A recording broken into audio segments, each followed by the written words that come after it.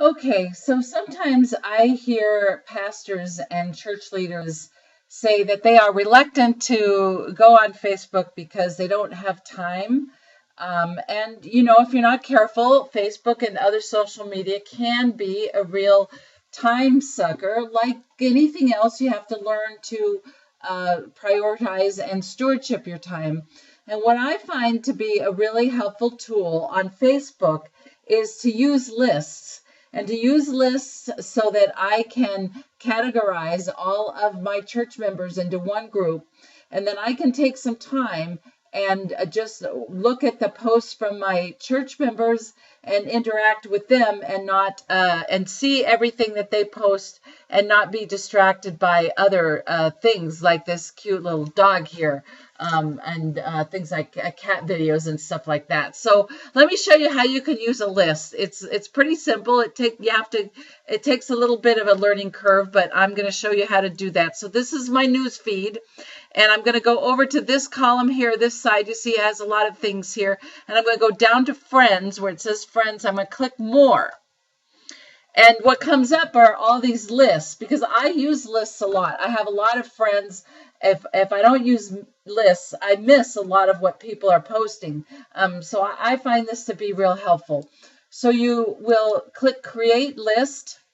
Then you want to name your list. So, you probably name it the name of your church. And then you start adding people to the list. And if you just start typing their name, their posts will come up like that. And so then you just keep adding the names. I'm just going to add these three to give you an idea of how that works. And then you would wait, I already have a Lutheran church. I'm going to have to name that too. And then you do create. And now, do you see what happens? Well, so then if you want to find, already I'm on that list, but let me show you. Go back here again, and you can see friends, more, and all your lists will show up. And I named this My Lutheran Church 2. So I click this link, and what happens is, see my news feed. Then nothing is on my news feed except those people that are on that list.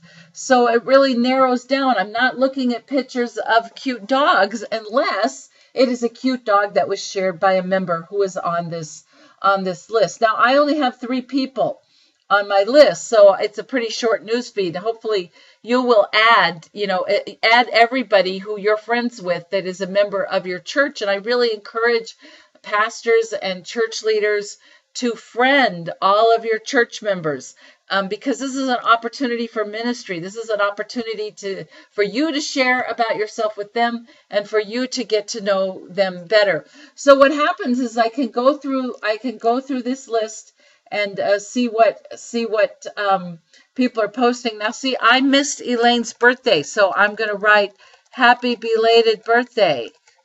And so you don't have to send a card or anything. You get to say happy birthday. If they post something, you can like what they posted. Like look at this cute selfie of Mark with the donkey. You're going to like that. So you can like some of their pictures of their grandchildren, their dogs, or whatever. Now, they might share that they are having some struggles, or you can write a comment, say, oh, I'm sorry to hear that.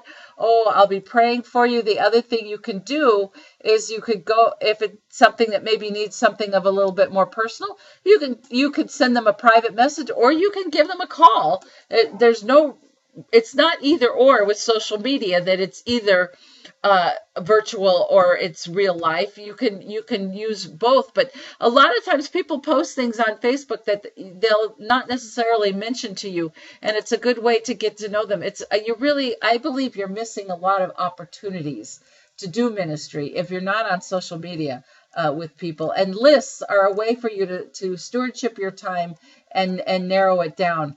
Now let me show you what else you can do when you are on My List Church. If you want to post something that is only for your friends, if you post that, My Lutheran Church, then this will only show up in the news feed of people on that list. So if you want to say something about church that maybe not everybody that you're friends with needs to read, you can do that.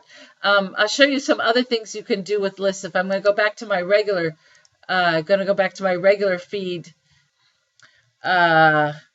So I would want to post something normally, so I could post. So normally, when I post something, it's public. Anybody, even if whether they're a friend or not, they can see, and I'm okay with that because I'm not really posting anything that I care. But you might most of the time post things that are only for your friends, and so you make sure it's friends. But you've got some other choices here, like go to more options.